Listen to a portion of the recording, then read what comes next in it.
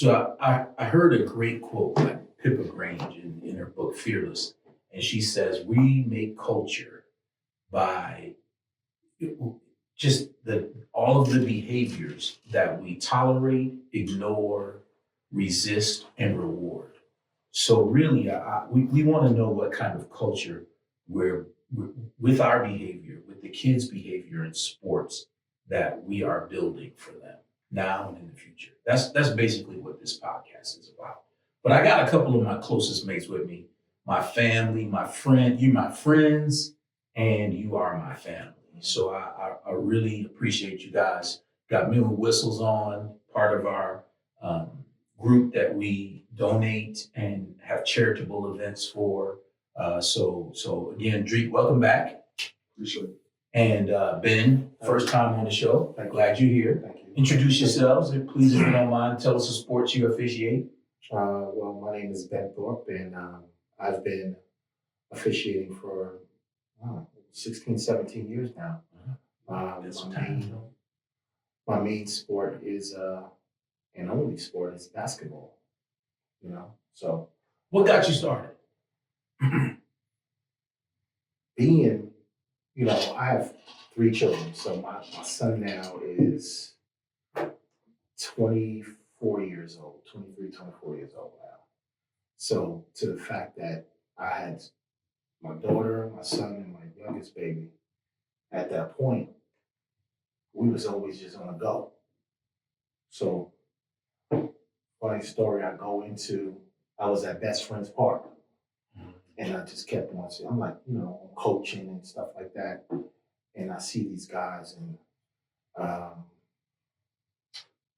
I just say, hey, what, like, I'm spending so much time and with the family out and stuff like that. I'm like, that's a cost. Yeah.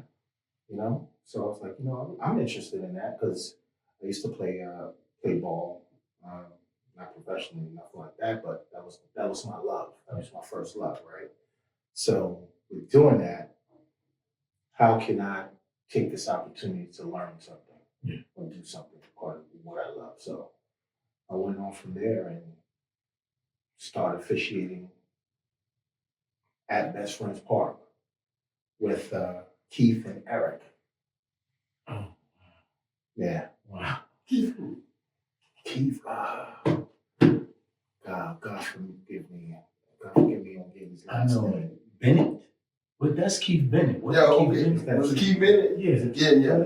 Bald headed? Yeah. Anyway, okay. But I believe it's and Eric Bailey, right? And Eric Yeah, Bailey. great. Oh, yeah. And Eric EB. Bailey. EB. And first got on the court with them, and it was just like, wow.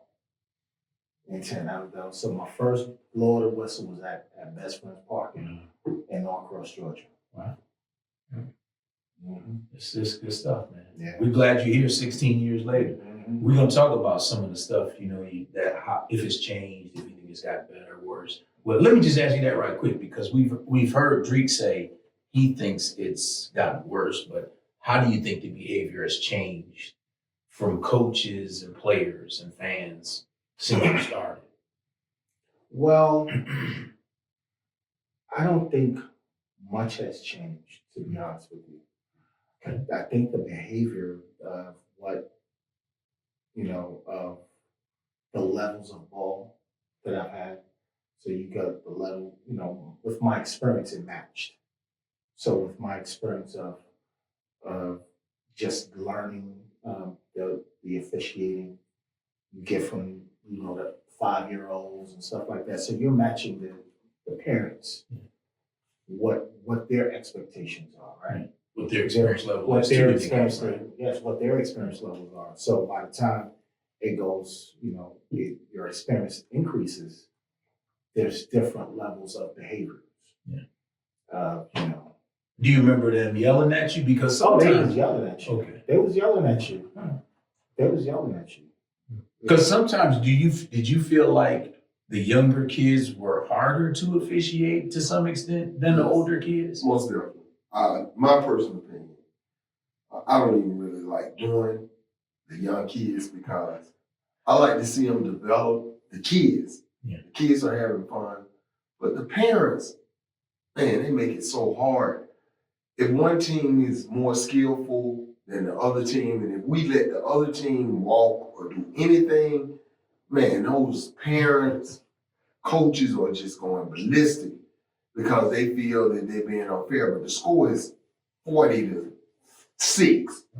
So, we want to get them, let them kids have some fun. And so for me, I really don't like it. I'll call it, but I really don't like calling the smaller age just because of that fact of the parents and the coaches when it's uneven. I really don't like calling it. I think the parents I think it's changed quite a bit for it's just being dramatic and just giving the referees a hard time, not understanding the rules. And that's one of the things I talked to Kaya about is a code of ethic. When they walk through that door, they know that they can't harass us, any of that stuff, knowing that they, just like the GHSA statement, I think any level going up to high school should have that same piece of paper. Before they come in that door, they should have that piece of paper, knowing that they can't say anything to that official. If they do, they know that they are out the door without anything questioned. I mean, they just constantly harass referees and not knowing the rules. And that way, if they have that statement, in my opinion, I think they'll understand a little bit better and conduct themselves in a better way. Yeah, I mean, that code of conduct is pretty, it says a lot. And I think, what we're looking at doing in some of our rec leagues is having that come from the tournament, the staff, The directors. the directors, and say, hey, listen, this is what we would love to have happen, with your parents' behavior,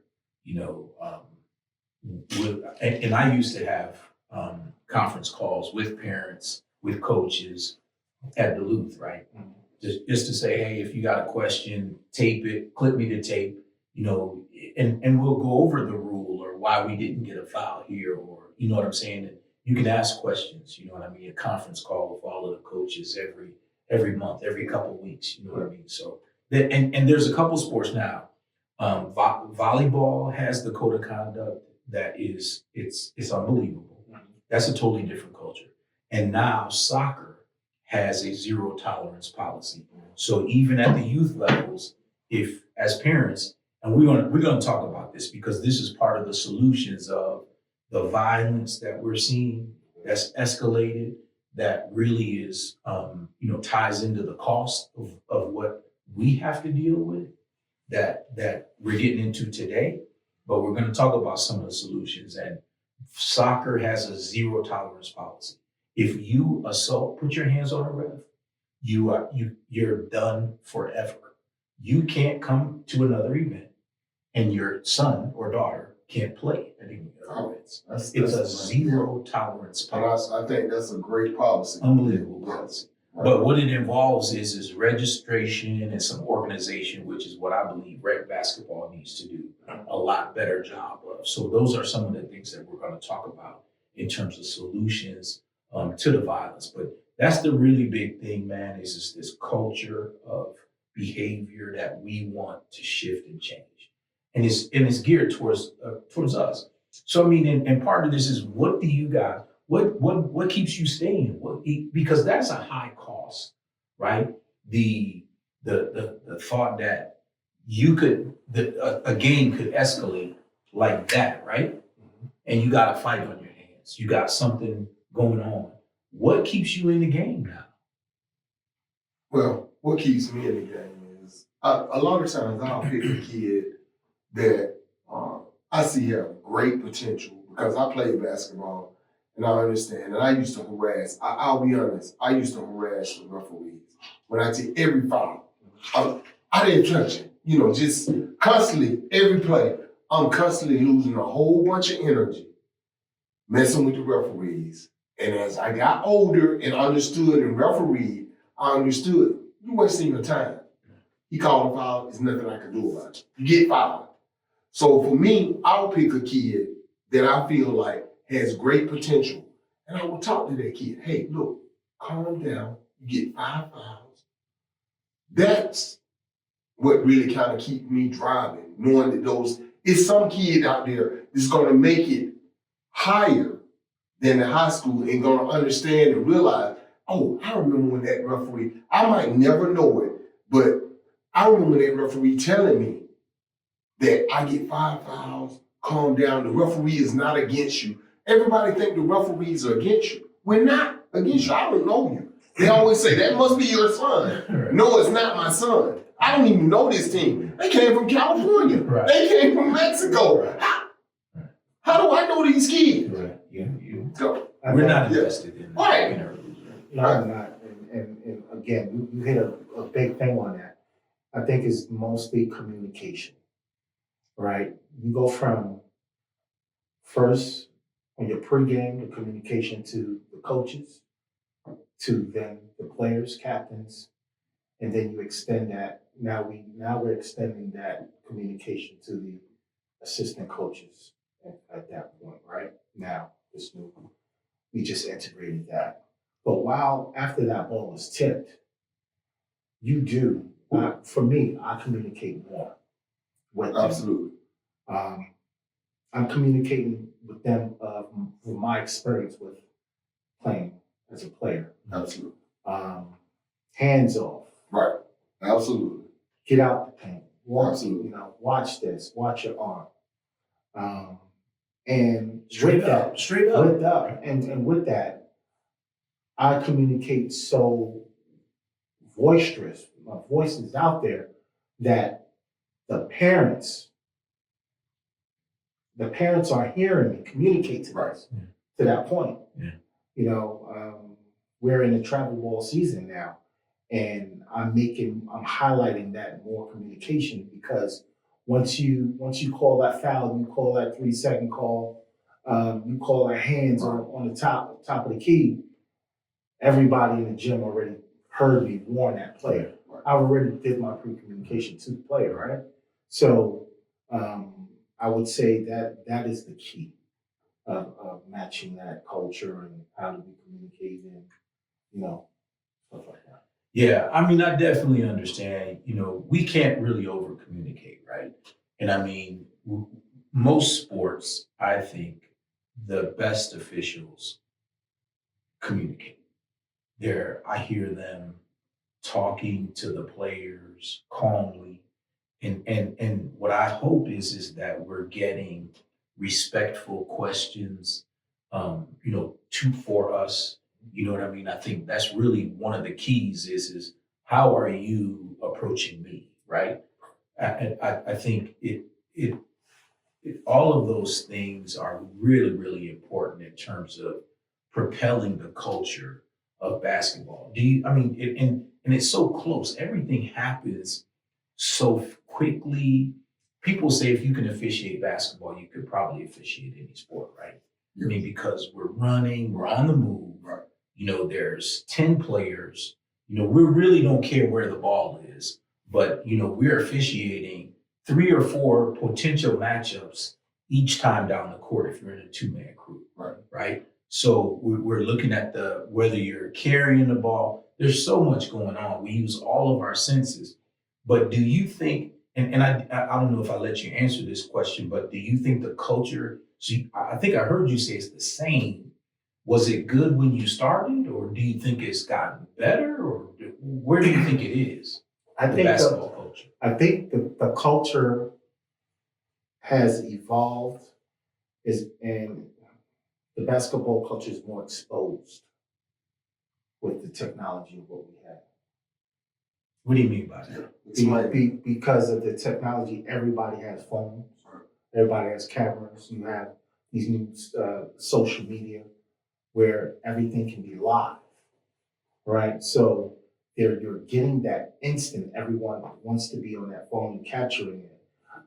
Was recently at a travel tournament recently, and I had no room around. On the inline. On the inline, Yeah. side out, out Right. of bounds. Right. So the culture is there, is enhanced. Everybody's there with you, and everybody's giving you feedback. And you're getting that feedback, and you're hearing it. Oh, that was a bad call. oh, what was the official looking at? Oh, those things. Yeah. So the culture, you're feeling the immediate and almost immediate impact of your decision making. Yeah. Right? These kids are following each other's bad habits, but some are following each other's good habits as well. So do you think kids' behavior has stayed the same since for the 15, 16 years you've been doing it? Or do you think it's gotten better, stayed the same, or gotten worse? That's kind of hard for me to say.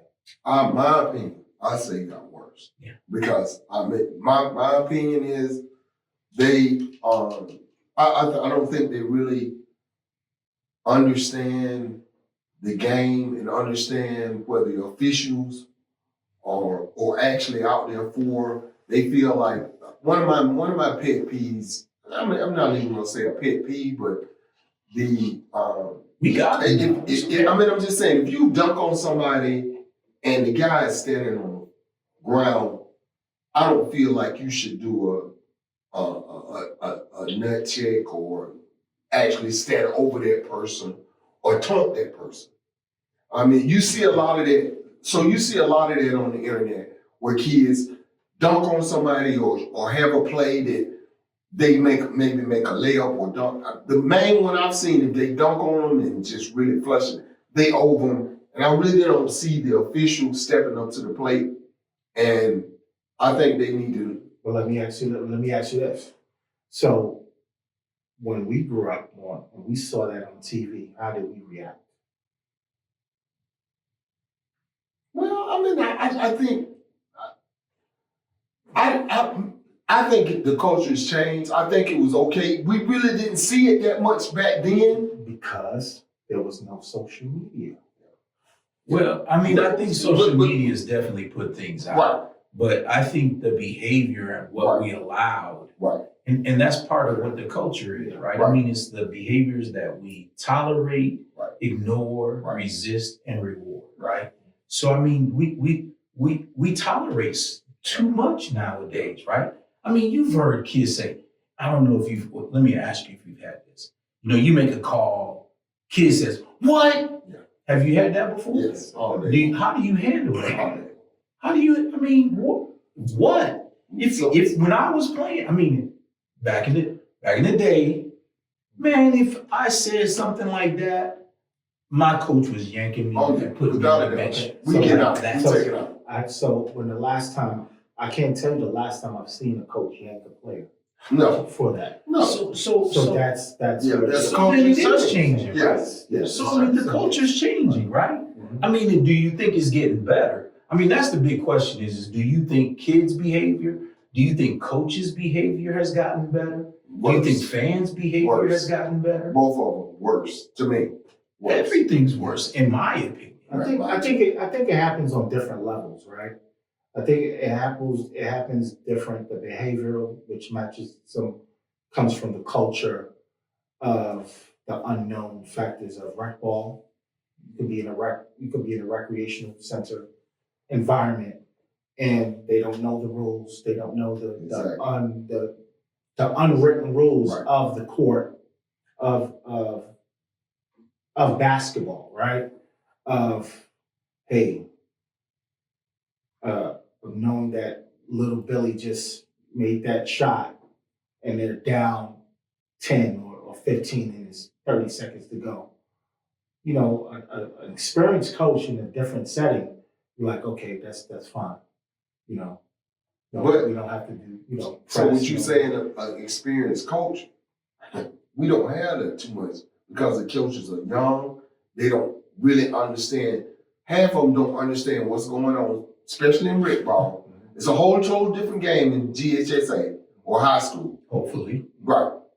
In most cases, we got some kind of protection because you can blow that whistle if something is going on in the stands and you can warn that coach or you can do whatever you need to do, restrict it to get him or the stands under control within that GHSA.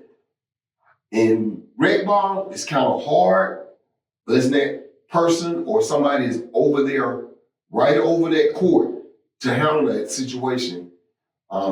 It's kind of rough. Yeah, I mean, and even then, right? I mean, we've got coaches that are uneducated. So Right. this is Most where, to definitely. me, like we need to have players have a code of conduct. Right. And I think we need to vet coaches, Right. right? I mean, the coaches need to go through some type of training. Yes. I mean, we don't know who's teaching these kids basketball. And really, I mean, the purpose of sport really is not just to teach them basketball. It's about life skills, right? I mean, Most definitely. we need to repurpose what the reason is our kids are playing sports. It's not about winning. I mean, it's about there's so much more that and that's stuff that we're going to talk about. But I mean, to me, I think all of those things need to run hand in hand with the travel ball, the rec ball. You know, if we're going to be able to make this culture change. Right? I mean, because it's dangerous. We're going to have officials on here that have been assaulted. Right. We're going to have parents on that are, not as, they're very passionate is what I'll call them. Yes. We're going to have therapists on here to talk about what and how and why and what we're doing to our kids. Right. And what it's doing to us. Right. So that's really what right now, I mean, because I love you guys, and I know you're going to share honestly with me. I want to know what it costs you. Like, you've been doing it for 16 years. How long you been doing it? I've been doing it for 21 years. So, I mean, do you feel like this avocation has impacted you outside of in your home, in physically, psychologically? Relationship wise, in your family? Well, mentally, I very seldom take a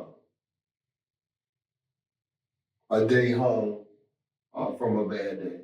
So if this has been like almost a fight or something that's just been just going to affect me, then I might take that home and say, hey, look, man, golly, Jesus, today was just out of control. You wouldn't believe the kind of day. I had a guy, literally wanted to fight me, or literally was talking about pulling out a pistol on me on this day. And, when you start talking about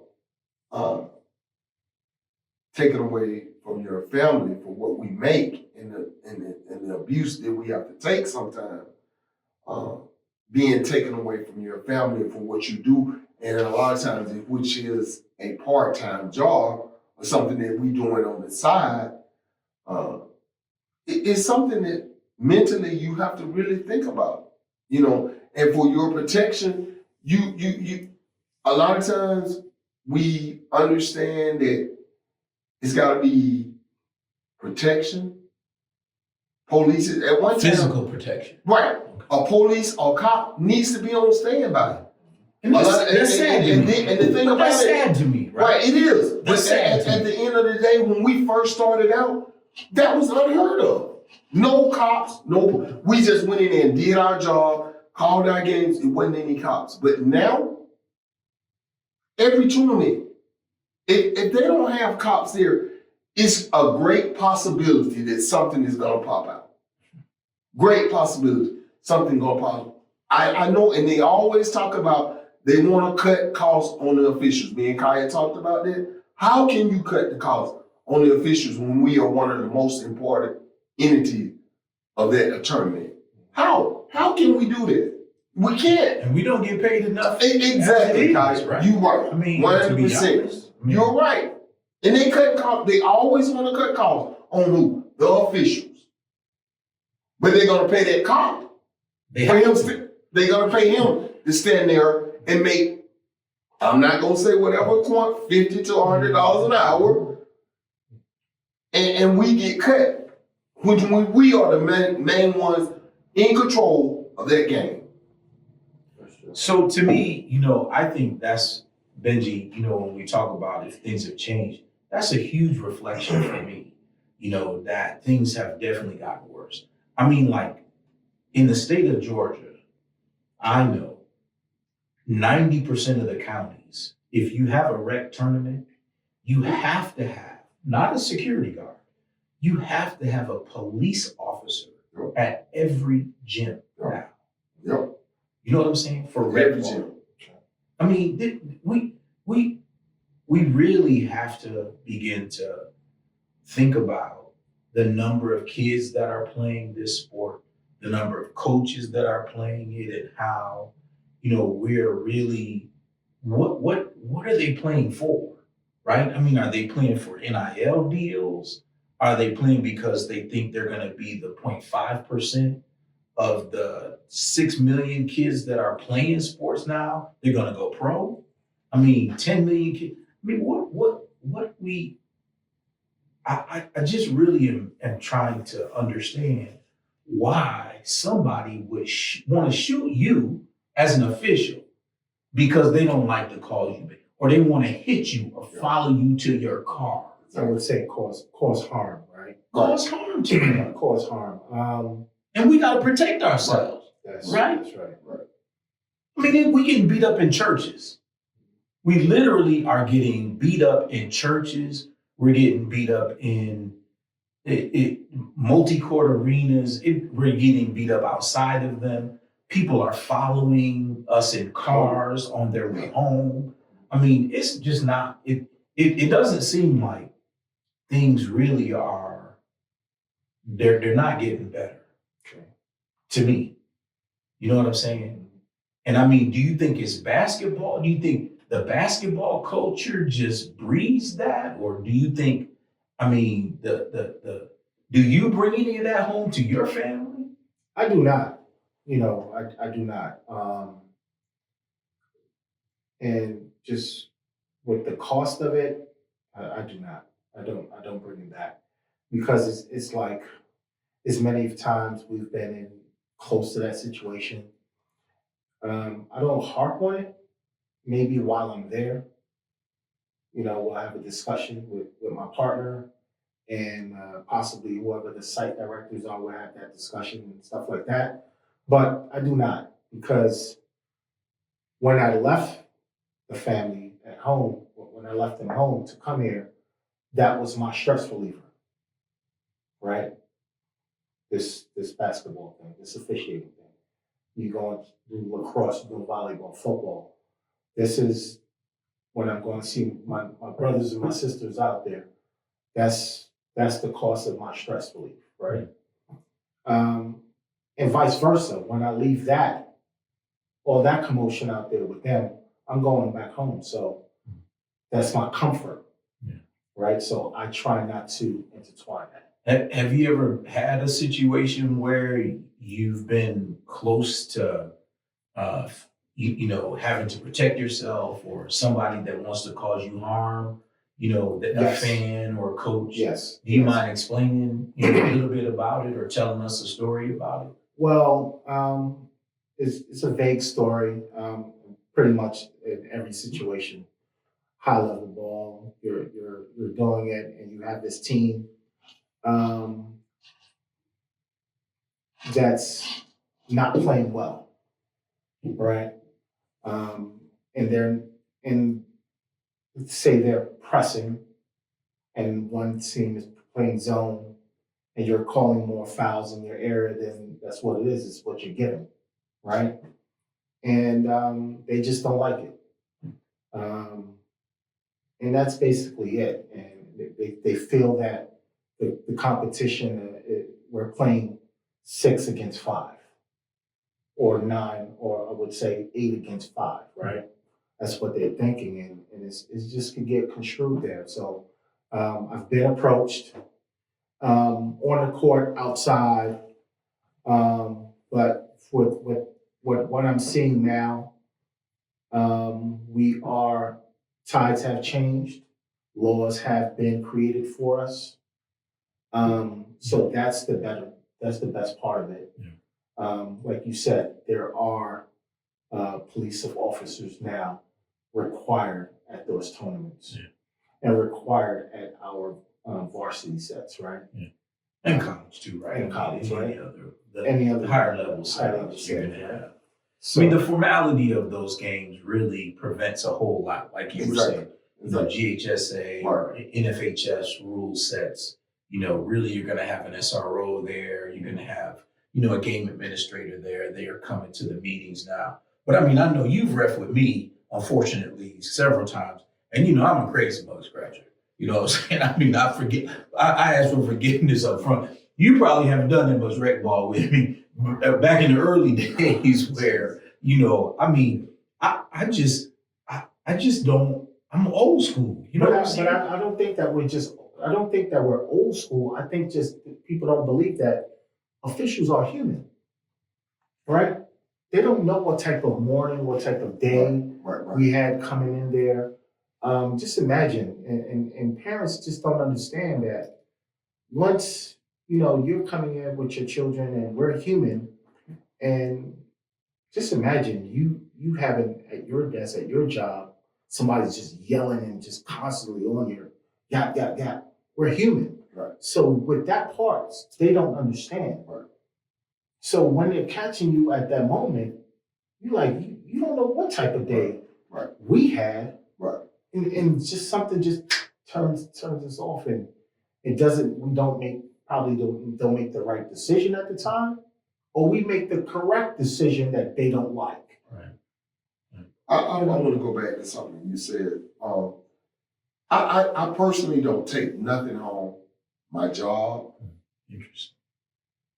my referee stuff, nothing. But when it comes down to me getting shot, killed, or something that's really outlandish, I'm coming home and like, hey, look, man, you're not gonna believe my day. I had a guy talking about he was gonna shoot me, kill me. That's probably the only time, because I don't like taking. A lot of times, women will bring their stuff home to us. I'm used to it because my wife will bring stuff 7 days a week. I got to counsel. But me, my day could be like hell. I mean, everything, every machine, everything you could think of could have happened. She's not going to know about it. Now, if somebody, not too long ago, I had somebody to say something crazy to me was going to affect my livelihood. You know what I did? I cut that person off. In the basketball? No, this was just at work. Oh, okay. So I'm just saying, I'm just using that for a scenario, same way in basketball. If somebody's finna cut your livelihood off for you not being able to do a basketball game, you're gonna do everything to that assigner to let them know exactly what happened, look at the film, whatever. Same way at the job. I'm not gonna take this on unless it's absolutely necessary or if it bothered me to the highest. And I understand you not taking stuff home, but some circumstances I feel I need to let them know. And majority of the men, we're not going to tell that stuff. We're not going to bring it up. I agree with you, right? Right. And I also believe that that is part of what the problem is, right? Is because there's no, this is just my judgment, Right. There's no way we can have, if you're doing 5, 6, 7 rec games on the weekend, couple games during the week, rec ball stuff, adult league, the fans, the players, the coaches, if they are just constantly riding us, there's almost no way that it's not going to impact us. Exactly. Mentally and physically. But big, listen, I call Drake big dog, but yeah. And he's Benji. But you know, I think really to me, that's where I think a lot of the issues come up for us, right? Is that at times, and it's why I see a therapist, but it's times that, you know, we have to let that out somewhere. You know what I mean? Those are things that impact us as people, as humans, because we are humans. Right. Yeah. People don't think that we are. They think we shouldn't be impacted. It's your job. We've normalized this bad behavior. That it's okay for you to treat us like that. And it's not. But it's not, right? It's not. It is not. We've normalized this behavior. And some way, somewhere, it's impacting us mentally, psychologically, and all of those things. And whether we think it is, whether we think we're bringing it home, we really are. And you know, and I'd like to, let me put it in a different point of view of, for me, from my early stages of doing it and getting, you know, training and stuff like that, and having my spouse, my wife, realize how my days are going, I invited them into my world. Like, hey, just come to the gym with me. Right. Come to, just sit in the stands, right? Most definitely. So they can have that interaction of understanding Right. what is going on when you're out there. Understanding, like, wow, these fans really don't. Yeah, they don't. They're affecting. But listen, man, I mean, like, I don't even want my partner to come to the games because I'm fearful of what might happen. But you understand what I'm saying? Why I say why I stress that part of it is because so they can understand the vocabulary that's being used. Right? There's no doubt about it. Right. So when you're saying you had this fan go crazy, they've experienced it. They can understand. They know what's happening, right? I mean, they know what's going on with us, right? But if they don't understand it, but if they've never experienced that, they'd be like you just going to referee. He's just going to referee. He's going to call a game. It's just a basketball game, right? That stuff he's talking about is. So listen. So this is the next part of what is going to happen with us here at the Black and White table is that we're going to talk to your spouses. Hopefully, we're going to find out whether they think you may not think you're bringing it home, but I want to know if they think you're bringing it home, right? Right. Because that's really. I have just a myopic view of how I think I haven't changed or it hasn't done this to me, it hasn't impacted me this way. You know what I mean? But I think our spouses, you've been with your spouse and your spouse for as long as you started officiating, right? Right. So they may be able to better reflect as to whether or not it's impacted you or how it's impacted you. Right? It's a funny joke. Do you think? Let me tell you a funny joke about that and the impact. Yeah. My children said, and my wife said, "You really know how to tune us out." Guess where I learned that? On the basketball court. Yeah. It's emotional flattening. Right. That's what we call it, right? It's an emotional flattening. And once they said it, we recently had this conversation. I'm like, man, I am really nice at that. Right. And many officials, you gotta learn that though. But you got to. But to Kai's point is we don't realize we bringing that into our. We gotta learn it. I mean, you got to. Because if not, you're surprised. Hey, get out of here. What are you doing? You worried about the fans. You worried about the coaches. You can't let the coaches, every little thing they say, you can't. But we're talking about the home now. Right. Well, I understand that, but at the same time, same thing with home. We learn to tune it out. You're right. But the same thing with the coaches. We learn how to tone the coach. We can't let every little thing the coach say or every little thing the fans say. Mm-hmm. Am I right? Same thing with us. And that's how we learn that. This is the whole culture that I feel like, we have to begin to protect for us and for the kids, right? Because think about it. The way that those comments, those behaviors are impacting us, do you feel like it's also impacting the kids? Do you feel like that behavior is impacting parents and coaches? What are we teaching them, right? What are we reflecting to them? That's the big thing for me, right? And I mean, I feel like we have to do a great job of supporting each other. Right. I mean, we have a network of friends and family that we get together, we talk about issues and things that are impacting us, right? I mean, how important do you think having other officials is in your life to help you or to support you going through stuff like that? For me, it's all about that Tuesday night call that Friday night call after we finish the basketball season, right? Or even whatever during the week, right? That call like, yo, where you was at? You ain't gonna believe what happened here, you know. Yep. Just for that first person to understand the conversation, the Right. dialogue. Right. Right? So that's your bro. Right. That's your sister right there. Right. Right? That we on the court, they understand that. Right. And we need that. We need that brotherhood.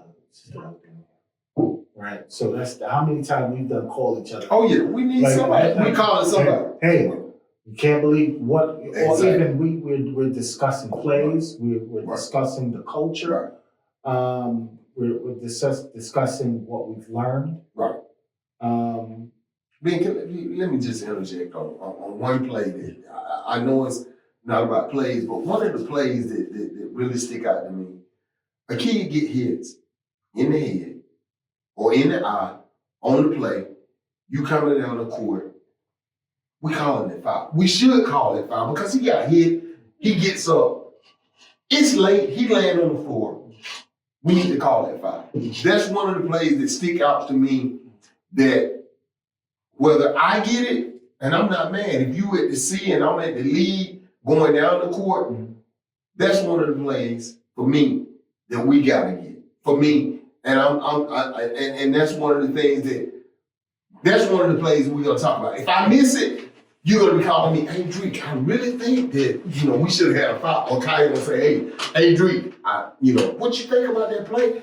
I felt like the kid got hit in the eye, even though you didn't call the foul and they hit the floor. I think we should have had a foul on that, even if you're late.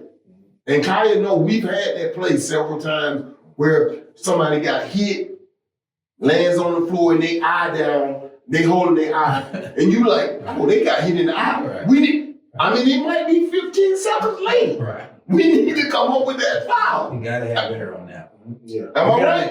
Oh man, it's any And that's what, contact to the face. but if we miss it, that's something, hey Ben, But that's that's definitely. you know what I'm saying? That's what I'm gonna call like Ben. That's Hey Ben, what do you think? Part of conversation. Right? Exactly. That's part of the conversations Right. of understanding of what you need or what your mentals are, right? Right. Like bringing it from off the court in your transitioning home to the home front. Right. But But my home front is gonna be one of y'all. But no. But the middle part is us. Right. That's what I'm saying. The Exactly. middle part. So Exactly. that's a key important for officials to have. Right. All right. So when you're in this game and you're part of this community, you need that circle, that call right after the game.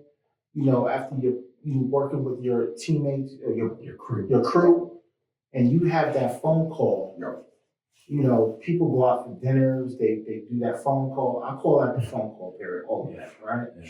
So I think that's very important. I believe that is key in understanding how to grow and how to manage your mentals. Yeah, no doubt. I mean, to me, I think that's what support looks like for all of us, right? I mean, one thing about the basketball community that is really, is quite different, right? There's some officials who think you're going to take their games. You know what I mean? They don't want to share some of the information or some of the knowledge because they're like, Benji he might get a state final. He might be D1, and I don't really want him to, pass me up. Right. It's not like that in volleyball or some other sports, right? But I think what is very, very important is that we have a select circle, most of us do, that we can call, of people that we can call. Right. And say, hey man, this happened in this game. A1 jumped, vertical, B2 pushed A1, and I called the foul. What would we do? What should we do? We have those people that we can call. Right. And we've got that volleyball family, that football family, that basketball family that we can call and say, how would you have handled this? This is on tape. I got this tape. Right. Would you watch this with me? Take a look at it. I'm going to send it to you. What would you have done? What should I have done different? Or what could I do different to manage this better? You know what I mean? And I think for me, that's what support looks like, right? I mean, do you feel like that's what it is for you too? Most definitely. And I want to piggyback on one thing that you said, and I think a lot of people really don't understand this situation. Psychologically, if you need to go see that psychological person or to talk to somebody other than another official, Kai has already said that he has one, that he's gonna have that he's gonna have that person on this podcast. So if you need that person, I think sometimes I've seen them. I'm not gonna lie, I've seen 3 or 4 times. So if you need that other person or that someone to talk to, do that. I mean, a lot of people say, get on the airplane, talk to your neighbor, you good to go. So I'm just saying, if you need that, and I feel Kai on that. So if you need that other, and that's just for anybody, not just basketball officials, football officials. I mean, it's anybody, life, right? It's right. life. So it's life. It's what it is. And we're at the age now. I'm at the age now where life is life, right? I mean, for me, I think there's just so much going on, and I'm not ashamed of it. You know what I'm saying? I mean, I just want support. Right. In terms of how to navigate issues. Right. I mean, basketball. The great thing is that being an official creates a mirror for life for me. And that's what I believe the purpose of sport is, right? Mm-hmm. Is that these kids, our kids, and us as officials and coaches, it's a reflection of life. It's it's a microcosm. It's the greatest classroom, right? The sports is the greatest classroom for life that we have. Things happen so quickly. We learn so much about each other, about ourselves, how we emotionally control ourselves, how we handle adversity, how we handle good things, bad things. There's so teamwork. There's so many life lessons in it, right?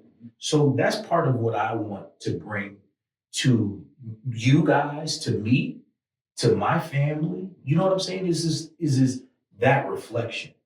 And what I see the culture of basketball turning into, it saddens me quite often. You know what I mean? Yeah. That's the part that I really want to change. And I want to know why. Yeah. You know what I'm saying? I want to investigate that. I want to uncover that. I want to peel back those layers. So that's what this is about for me.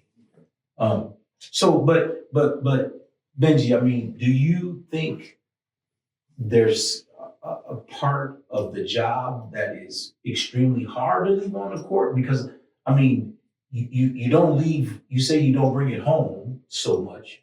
Is there something that's difficult to not bring home for you?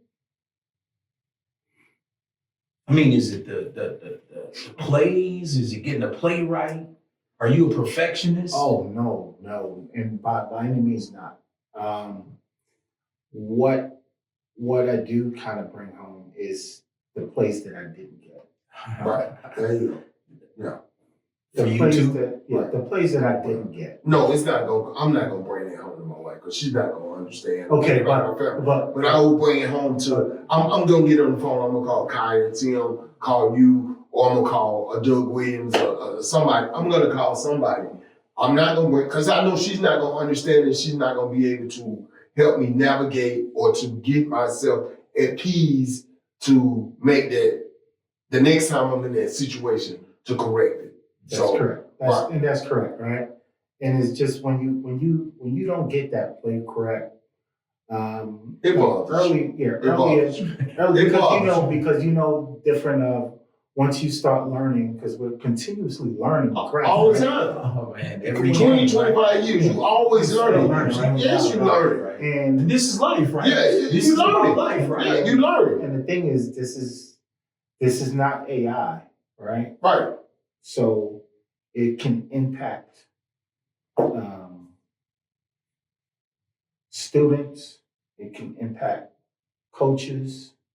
It can impact your career. right? Depending on what level of official you Where are. you are. And with those impactful moments, a decision on something that you didn't call correctly, Right. or you didn't see, you was probably in a bad position. Continue down from D1 to D2. Am I right, guys? You can say you got D1 to down to D2. Am I right? You can lose assignments. Yeah, You can I'm lose right. assignments. Exactly. And That's you my point. can't. And you definitely could lose assignments on Right. that. But it's just something for me is like we're going into camp season. Yeah. Right. So our camp season, and our camp season usually starts in March through July. June, July, that's usually Right. camp season for basketball officials. Yeah. So you go into camp, you're trying to be, that's when you're trying to be the perfectionist, right? And everyone, you go to all these camps and they're like, no one's perfect. But you're trying to make the lowest mistake percentage-wise. Right. So that's key. Right. So if my percentage-wise is high, oh man, you just had a bad day. But, again, film shows everything. Right. Tape don't lie. Tape don't lie, It don't. right? You're right. Tape don't lie. And we're always fighting the tape. You're right. And then you got, at the same time, everybody has their camera.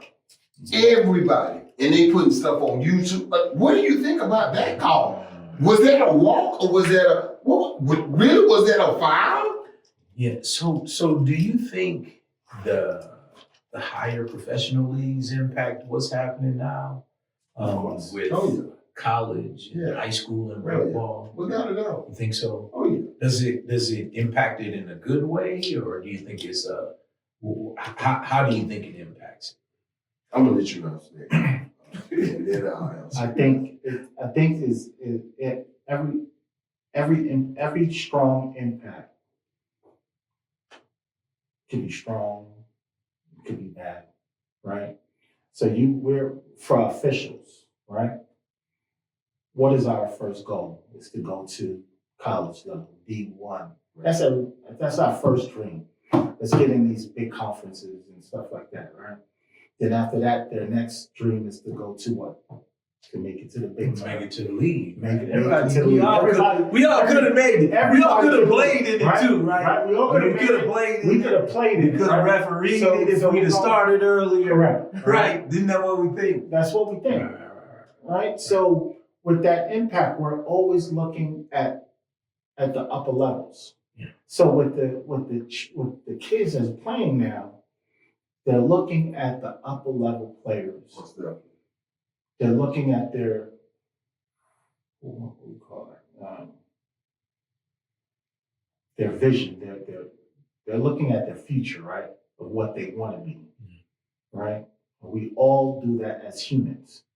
So if they're making mistakes and making bad decisions, then that's going to impact our current players at the lower levels of doing making a three and then pointing the gun and the arrows and all of that stuff, and disrespecting the officials and disrespecting their coaches. Right. And I think that's where it stands. Like that. So.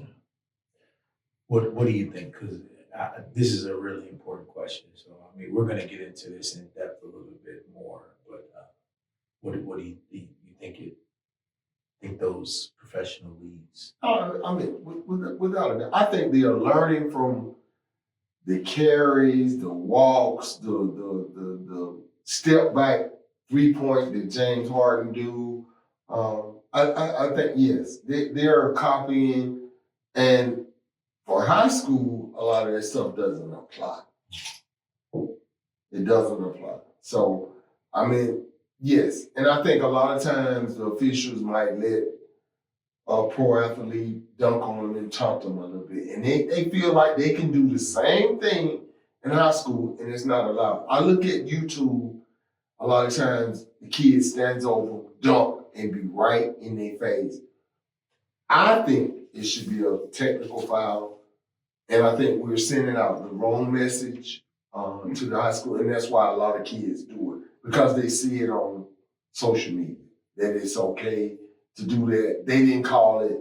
So, you know, they get in high school, they feel like they do it. And I'll say this for me.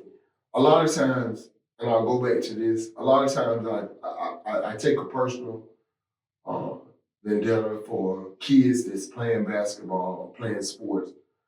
That kid that's got that talent that I know he's doing something wrong. And I'll personally say, hey man, look, you need to keep your head in the game, because if you don't, you're gonna be sitting over there on the bench. I said, how are you gonna tell you the star player? How are you gonna help your team by sitting on that bench? If I call that technical foul and you sitting on, or that second technical foul and you sitting on the team, you know what? 9 times out of 10, what he's gonna say after he think about what I told him, he say, Mr. Rep, you're right. I appreciate you for telling me. And that's a lot of times, that's really the reason I really love college, because you're gonna find that kid that don't understand what you're trying to tell them. Because I'm gonna tell you, I was a hyperactive basketball player. And every time I hit somebody, whether I hit them or not, I'm up in the room, Mr. Rep, Mr. Rep. You might have started the coach. Right. Yeah, he's culture zero. You're right. He's culture zero. Exactly. I'm really right. I'm gonna be honest. Benji, we call him patient one. Exactly. I'm being honest. I was over. So let me ask you this. I mean, we talked about behaviors that, you know, that we tolerate, ignore, resist, and reward. How important, and this is the last question, because I mean, I can talk to you guys. I mean, we've talked all night basically, but I mean, we're gonna have you guys back. But how do you feel like we as officials are responsible for helping, supporting, or changing that culture by our behavior, by what we call, by how we behave? Do you know what I'm saying? Do you feel like we have any influence over that? I think we have a 100% heavy, high influence on that. We just need to be consistent. We need to be consistent knowing the rules. We need to be consistent with our health and being active on the court. Once each one of us are consistent with those roles, it'll definitely transition into a greater culture of us managing the game and just managing the game. Yeah. What do you think? Do you feel like we have a responsibility as officials to help support or change the culture? Well, so I personally think us taking that personal feel to know or see a athlete that has that great potential to go to that next level, and you personally telling that kid, say, hey man, come here. Like, you know, you got 4 fouls. If you take this next foul and you do something stupid, back off the kid and just relax. And don't just hold your hand up, don't do nothing stupid. You bring your hands down or whatever, you hitting the kid on the elbow. Those are kind of things that I personally think, that's how I feel like I will help the game, by doing that little extra stuff to help those kids to understand officials are not their enemy. Yeah. Because every player, if you call that foul, if you call 2 or 3 fouls on them, they think you, well, I hear it all the time. This official, oh, if they know your name, oh, Kaya don't like me. He's had me 15 times. He hates me. No, it's not that. You hitting the kid. You're not listening. So yeah, he might have a little twit with you because of the fact you're not listening to what he's telling you. Well, you're also, your behavior my point is that really respectful, right? I mean, I'm big on sportsmanship, right? I mean, and that's the thing I feel like we as a culture, I mean, as a group, a cadre of officials, no matter what the sport is, I think bad behavior, we have to address it, right? I mean, you know, a quote from a guy, Bill Lewis, we should know there shouldn't be any bad behavior that's on the court that we don't know about or address in one way or the other, right? I mean, so I think creating that culture is really, really important for us, and how we manage players, coaches. It's really become much more important to me. So I'm not just, trying to just come out and give you a technical foul. I'm trying to talk to you. I'm trying to develop a relationship with you and share with you what I feel like, you might be doing that isn't in support of positive influencing the behavior of our kids. Right. You know what I'm saying? So I think I hope that when the buzzer is, when the final whistle's blown, we don't bring those things home, right? Our thoughts, our conversations, our relationships. I mean, those are things that, we don't see how those things impact us at home. Right. Our behavior, the culture that we're building is really, really important. And sports is just a great reflection of those things. We've got to people have to start understanding and respecting us more. We're carrying the game. We're not, and the people that are watching it, they're important too, but we've got to have a level of culture change, I think, in sports. Mhm. So that's what we're going to talk about. Man, you guys, listen, man, we've already gone over. I mean, I need to bring you guys back so we can talk more about this stuff. I'm going to have some other people in, and we're going to bring you back. You got open invitations, right? Both of you guys, whenever you want to come back. So let's set another date. But we got to sign off now. It's the Black and White Table Talk. We want it longer, but we're gonna end this episode now and pick it up again in a little bit. Thanks for joining us. I appreciate you guys. I love you guys. Thanks, man.